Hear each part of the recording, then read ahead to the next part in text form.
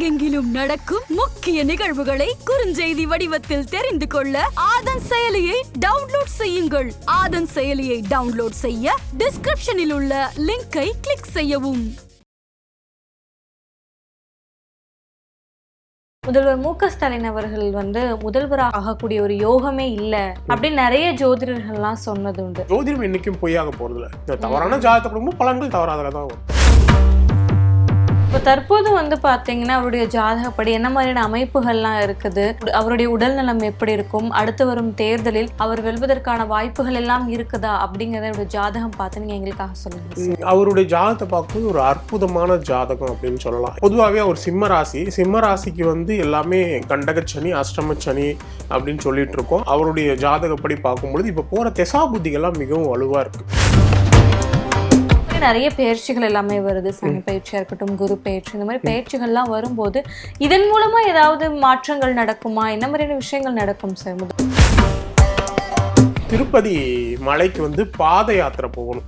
அவர் போறது நல்லது, இல்ல அவரு ஃபேமிலியில இருக்கிறவங்க அவருக்கு பதிலாக போறது அந்த மாதிரி. அப்படி அவங்களால போக முடியல, பாத யாத்திரை போக முடியல, ஏன்னா அவர் சீஃப் மினிஸ்டர்ல பாத யாத்திரை போக முடியாத பட்சத்துல திருப்பதியில போயிட்டு சனிக்கிழமையில தரிசனம் பண்ணிட்டு வரணும். வண்டலூர் ஜூ இருக்கு இல்லையா, அதில் தேவாங்கு வச்சுருப்பாங்க மக்கள் பார்வைக்காக. ஸோ அந்த தேவாங்க இவர் போயிட்டு பார்க்குறது நல்லது. அது மஞ்சள் கலர் ஷர்ட்டு, வெள்ளை கலர் வேட்டி, அந்த உடையில போயிட்டு வெள்ளிக்கிழமையில போயிட்டு அவர் அந்த தெய்வாங்க பார்க்குறது மிகப்பெரிய அதிர்ஷ்டம். ஆதன் நியூஸ் நேயர்களுக்கு வணக்கம். முக்கிய நிகழ்வுகளை உடனுக்குடன் தெரிந்து கொள்ள ஆதன் செயலியை டவுன்லோட் செய்யுங்கள். டவுன்லோட் லிங்க் டிஸ்கிரிப்ஷனில் உள்ளது. இன்று நம்மோடு விஞ்ஞான ஜோதிடர் ஆம்பூர் வேல்முருகன் அவர்கள் இணைந்திருக்கிறார். வாருங்கள் பேசலாம். வணக்கம் சார். வணக்கம்மா. ஜோதிடம் ரீதியா நிறைய விஷயங்கள் பார்க்கப்படுது. அதுல பாத்தீங்கன்னா முதல்வர் மு.க.ஸ்டாலின் அவர்கள் முதல்வர் ஆகக்கூடிய ஒரு யோகமே இல்ல அப்படின்னு நிறைய ஜோதிடர்கள்லாம் சொன்னது உண்டு. ஆனா அதெல்லாம் மீறி இன்னைக்கு முதல்வராக இருக்காரு, நல்லாட்சி பண்ணிட்டு இருக்காரு.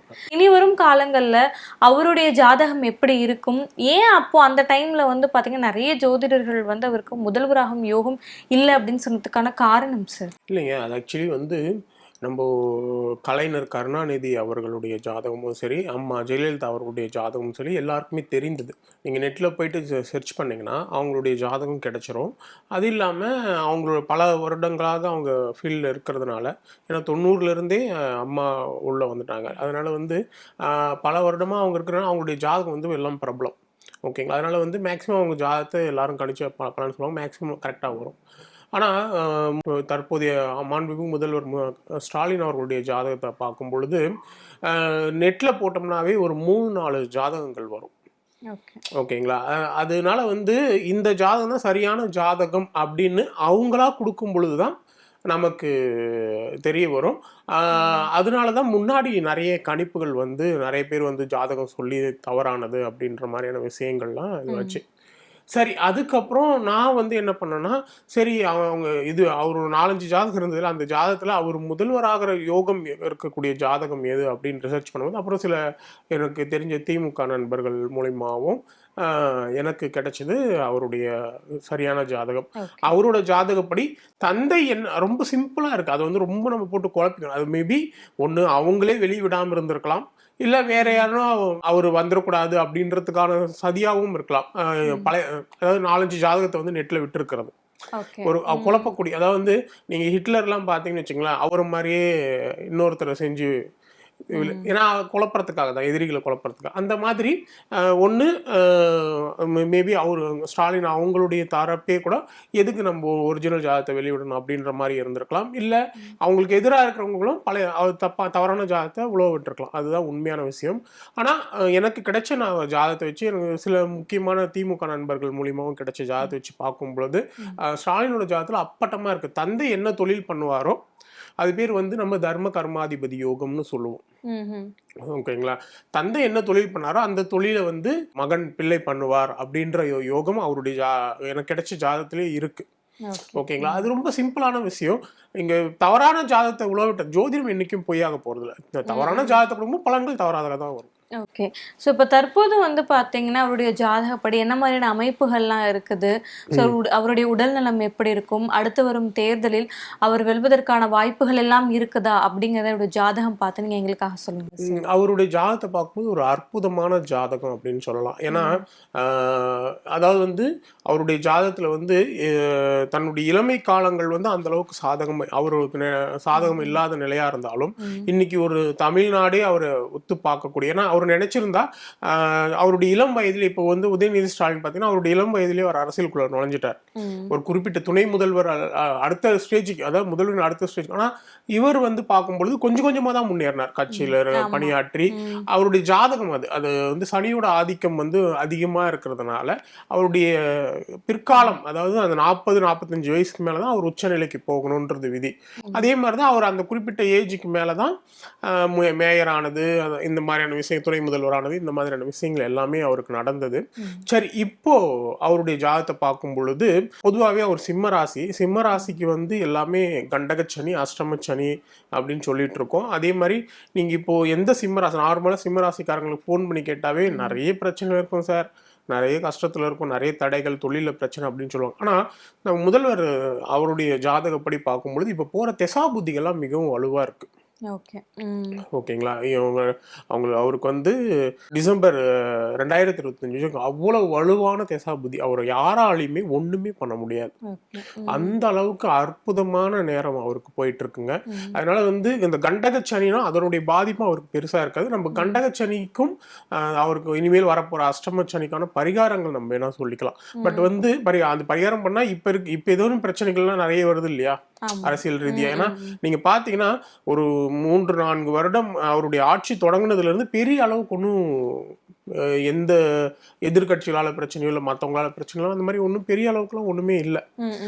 இப்போ கொஞ்சம் சலசலப்புகள் அங்கங்க இருக்குது. பட் அதுக்கு நம்ம பரிகாரங்கள்லாம் பண்ணும் பொழுது அது பெரிய அளவுக்கு இதுவாகாம ரொம்ப சிம்பிளாவே முடிஞ்சு போயிருமா. ஓகே. பொதுவாகவே இப்போ சிம்ம ராசிக்காரர்களுக்கு வந்து அஷ்டம சனி வந்து பாதிக்கப்படும் அப்படிங்கிற ஒரு விஷயம் எல்லாமே ஜோதிடம் ரீதியாக சொல்லப்படுது. இப்போ அதே மாதிரி நிறைய பயிற்சிகள் எல்லாமே வருது, சனி பயிற்சியாக இருக்கட்டும், குரு பயிற்சி, இந்த மாதிரி பயிற்சிகள்லாம் வரும்போது இதன் மூலமா ஏதாவது மாற்றங்கள் நடக்குமா? என்ன மாதிரியான விஷயங்கள் நடக்கும் சார்? அதான் ஆக்சுவலி வந்து இப்போ இந்த வருடம் எப்போதுமே ஏன்னா வருடத்துக்கு ஒரு முறை குரு பயிற்சி வரும், 1.5 வருடத்துக்கு முறை ராகு கேது பயிற்சி வரும், 2.5 வருடத்துக்கு ஒரு முறை வந்து சனி பயிற்சி வரும். எப்பயுமே ஒரு பயிற்சியோ இல்ல 2 பயிற்சியோ ஒரு வருஷத்துல 3 பயிற்சியும் வருவதற்கான வாய்ப்புகள் மிக குறைவு. ஆனா இந்த வருடம் மட்டுமே 3 கிரகங்களும் பயிற்சி ஆகுது. அதாவது வந்து மார்ச் 29ஆம் தேதி சனி பயிற்சி, அப்புறம் மே மாசத்துல குரு பயிற்சியும் வருது, ராகு கேது பயிற்சியும் வருது. சரி, இப்போ இந்த சிம்ம ராசிக்காரங்களுக்கு பார்க்கும் பொழுது அவங்களுக்கு ஏற்கனவே கண்டகச்சனி போயிட்டு இருக்கு, 10ல குரு போயிட்டு இருக்கு. 10ல குரு போகும்போதே அவர் பதவிக்கு ஒண்ணுமே நடக்கல. முதல்வர் ஸ்டாலின் அவர்களுக்கு பொதுவாகவே 10ல குரு இருக்கிற யாரா இருந்தாலும் அவங்களுக்கு வந்து அந்த பதவி வந்து ஒரு நிரந்தரம் இல்லாத தன்மை, ஒரு பய உணர்வு, தேவையில்லாத பிரச்சனைகள்லாம் வர்றது, இந்த மாதிரியான விஷயங்கள்லாம் நடக்கும். ஆனா அவருக்கு திசா புத்திகள் மிகவும் வலுவா இருக்கிறதுனால அந்த மாதிரி எந்த விஷயங்களும் இனி நடக்கவே இல்லைங்க. இப்போ அடுத்து பாத்தீங்கன்னா இந்த குரு பயிற்சிக்கு அப்புறம் குரு 11க்கு போயிட, 11 வந்து லாபம், நினைச்சதை சாதிக்கக்கூடிய, அதாவது சாதாரண நிலையில இருக்க திடீர்னு பெரிய ஆள் ஆகுறது அப்படின்னாவே அதுக்கு 11ல குரு இருக்கும், வர டைமா இருக்கும். ஆனா இவர் ஆல்ரெடி நல்ல ஒரு உயர்ந்த நிலையில இருக்காரு. இது 10ஆம் இட குருவே அவர் ஒன்றும் பண்ணல. அடுத்து 11ஆம் இடத்துக்கு குரு போகும்போது இன்னும் அவருக்கு பாசிட்டிவான விஷயங்கள் தான் அதிகமாகும்.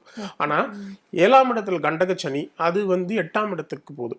8ஆம் இடத்துக்கு போகும்போது அது அஷ்டம சனின்னு சொல்லுவோம். இந்த அஷ்டம சனி மட்டும் கொஞ்சம் பிரச்சனை கொடுக்கக்கூடியதா இருக்கும். அதுவும் அடுத்த ஒரு வருடத்துக்கு அதனால பெரிய அளவு எந்த பாதிப்பும் கிடையாது.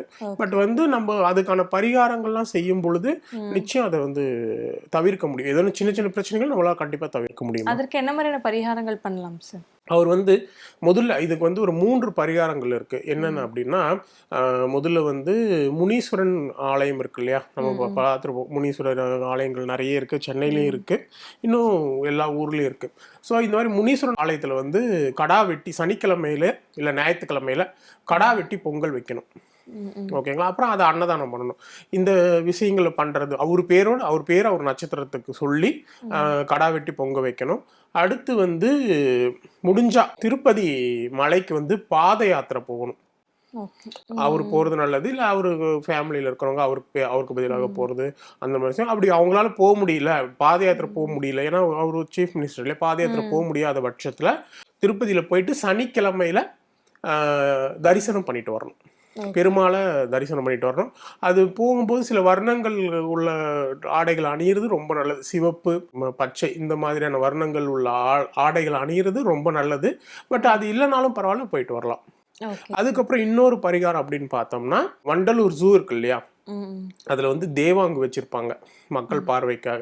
ஸோ அந்த தேவாங்க இவர் போயிட்டு பார்க்கறது நல்லது. அது வந்து ஒரு அது மஞ்சள் கலர் ஷர்ட்டு, வெள்ளை கலர் வேட்டி, அந்த உடையில போயிட்டு ஒரு வெள்ளிக்கிழமையில போயிட்டு அவர் அந்த தெய்வாங்க பார்க்கறது வந்து மிகப்பெரிய அதிர்ஷ்டம். அவர் வாழ்க்கையில வந்து இந்த பரிகாரத்தை, இந்த தெய்வாங்க பார்க்கற பரிகாரத்தை வந்து அவர் முதல்ல பண்ணிட்டு இருந்தா, அவருக்கு இந்த 10 வருஷம் ஒரு ஆட்சி கிடைக்கிறதுக்காக 10 வருஷம் காத்துட்டு இருந்தார் இல்லையா, அந்த தடைகள் அப்பவே நீங்க இருக்கும். இப்ப பண்ணும்போது இனிமேல் இன்னும் வளர்ச்சியை கொடுக்கும். Okay sir. அடுத்து அவருடைய உடல்நலம் எல்லாம் எப்படி இருக்கும் சார்? உடல்நிலையில சின்ன சின்ன பாதிப்புகள் வரதாம செய்யும். ஏன்னா அவர் ஆட்சியில இருக்கிறாரு, ஆட்சியில வந்து அவருக்கு பெரிய அளவு இப்ப பாதிப்பு இல்லை அப்படின்னா, உடல்நிலையில இந்த கண்டக சனின்ற டைமே வந்து சனியோட பார்வை வந்து விழுந்துடுது ராசிக்கு. அப்படின்னும் போது உடல்நிலையில சின்ன சின்ன பாதிப்பு, நரம்பு சம்பந்தப்பட்ட பிரச்சனைகள், எதிர்ப்பு சக்தி குறையிறது, இந்த மாதிரியான விஷயங்கள் இருக்கும். சின்ன சின்ன அடிபடுறது கூட இருக்கிறதுக்கான வாய்ப்புகள் உண்டு. ஓகேங்களா? ஆனா அதை பத்தி பெருசா கவலைப்பட வேண்டியதில்லை, எல்லாருக்கும் இருக்கிறது தான். பட் வந்து நம்ம பயப்படுற மாதிரியான விஷயங்கள் எதுவுமே கிடையாது. Okay sir. அதே மாதிரி ஸ்டார்டிங் சொல்லியிருந்தீங்க, முதல்வர் மு.க. ஸ்டாலின் அவருடைய ஜாதகப்படி வந்து அப்பாவுடைய தொழில தான் வந்து இவரும் பண்ணுவாருங்கிற மாதிரியான அமைப்பு இருக்கு அப்படின்னு. அதே மாதிரி உதயநிதி ஸ்டாலின் அவர்களுக்கும் இருக்குதா? கண்டிப்பாங்க. நீங்க நான் எப்படின்னா, நம்ம ஸ்டாலின் அவர்களுடைய ஜாதகத்தை பார்த்தோம்னா, அவருக்கு பிற்காலத்துலதான் அவருடைய லைஃப் வந்து லிஃப்ட் ஆகும் அப்படின்றது தான் விதி. ஏன்னா அவருடைய தந்தைக்கு அப்புறம் அந்த மாதிரி தான் லிஃப்ட் ஆகுன்றது விதி. ஆனா நீங்க உதயநிதி ஸ்டாலினோட ஜாதகத்தை பத்தி நம்ம ஆல்ரெடி ஏற்கனவே பேசியிருக்கோம். அதாவது கலைஞருடைய மறுபிறப்பா நம்ம நினைக்கலாம். கலைஞர் இறக்கிறதுக்கு முன்னாடி உதயநிதி அதுக்கு ஈக்குவலண்டான ஜாதகம். ஓகே, கலைஞரோட ஜாதகம் எந்த அளவுக்கு ஆளுமை திறன் அதிகமா இருக்குதோ, எந்த அளவுக்கு டாமினேட்டட் பவரா இருக்கோ, எந்த அளவுக்கு அரசியல்ல வந்து திறமை, அதாவது வந்து அரசியலுக்குன்னு ஒரு அறிவு இருக்கு. ஓகே, அந்த அறிவு உள்ளவங்க தான் அரசியல ஜெயிக்க முடியும், நிலைக்க முடியும். ஸோ அந்த அறிவு அந்த திறமையும் உடையவர் தான் உதயநிதி ஸ்டாலின். எப்பயுமே இன்னைக்கு சில பேர் சொல்லலாம் அவர் என்ன பேசுறது சரியில்லை அப்படின்ட்டு, அப்படியெல்லாம் நினைக்காதீங்க. எப்பயுமே கீழே விழுந்து எந்திரிச்சு நடக்கிற புள்ளதான் ஸ்ட்ராங்கா இருக்கும். ஓகேங்களா? எந்த குழந்தையும் தவழும் பொழுது இல்ல நடக்க ஆரம்பிக்கும் போது கீழே விழதான் செய்யும். அதுக்காக வந்து நம்ம உடனே ஒருத்தரை வந்து நம்ம கேலி பேசுறதோ இல்ல அவரை இது பண்றதோ தப்பான விஷயம். உதயநிதி ஸ்டாலினோட ஜாதகம் அரசாளக்கூடிய ஜாதகம், மிகப்பெரிய உச்சநிலைக்கு ஜோதிடப்படி அவர் அரசியல மிக பெரிய உச்சநிலைக்கு போகக்கூடிய ஜாதகம்.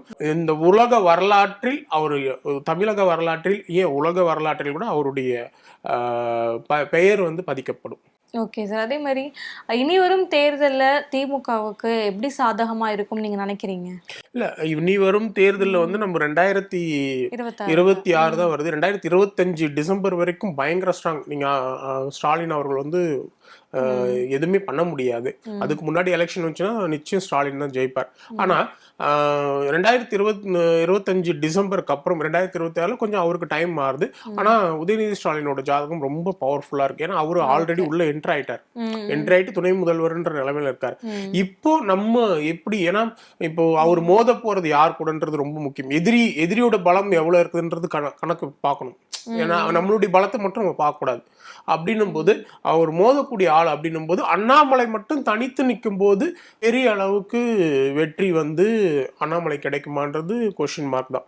இப்ப அண்ணாமலையோட பொதுவாகவே அப்படிதான், நீங்க ரியலா பார்த்தாலும் அந்த அண்ணாமலை வந்து எந்த கட்சியோட கூட்டணி வைக்கிறாரு, அவருக்கு வந்து அவர் தனித்து நிற்கிறாரா இல்ல உதிரி கட்சிகளோட வைக்கிறாரா இல்ல பெரிய கட்சியோட கூட்டணி வைக்கிறாரா, அவங்களுடைய ஜாதகங்கள் எப்படி இருக்கு அப்படின்னு பார்க்கும் பொழுதுதான் நம்ம தீர்க்கமா சொல்ல முடியும். ஆனா அதே எலெக்ஷன் 2025 டிசம்பருக்கு முன்னாடி வந்துச்சுன்னா நிச்சயம் ஸ்டாலின் அவர்கள் தான் ஜெயிப்பாரு. பட் அப்ப அஷ்டம சனி காலமும் போயிட்டு இருக்கிறதுனாலையும் அவர் கொஞ்சம் டைம் மாறதுனாலையும், ஆனா உதயநிதி ஸ்டாலின் ஜாதகமும் நல்லா இருக்கிறதுனாலையும் அப்ப அந்த கூட்டணி கட்சிகள்லாம் எந்த அளவுக்கு ஸ்ட்ராங்கா இருக்கு, எதிர்கட்சிகள்லாம் எந்த அளவுக்கு ஸ்ட்ராங்கா இருக்குன்னு பார்த்தா நம்ம பலனை சொல்ல முடியும். அதே மாதிரி சீக்கிரம் உதயநிதி ஸ்டாலின் அவர்கள் வந்து முதல்வர் ஆகிறதுக்கான வாய்ப்புகள் ஜோதிட ரீதியா இருக்குதா சார்? நிச்சயம். அவர் தமிழ்நாட்டை நான் ஏற்கனவே சொல்லியிருக்கேன், இது தமிழ்நாட்டின் எதிர்காலம்னா 2 பேர் மட்டும்தான். அது இப்ப நடந்துட்டு இருக்கு. எப்படி அப்படின்னா அப்போ வந்து ஏடிஎம்கே எல்லாம் ஃபோர்ஸ்ஃபுல்லா ஒர்க் பண்ணிட்டு இருந்தாங்க.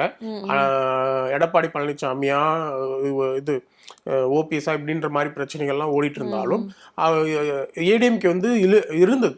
ஏடிஎம்கேடைய பேச்சுக்கள் அதை பற்றின விஷயங்கள்லாம் இருந்தது ஒரு 2-3 வருஷத்துக்கு முன்னாடி.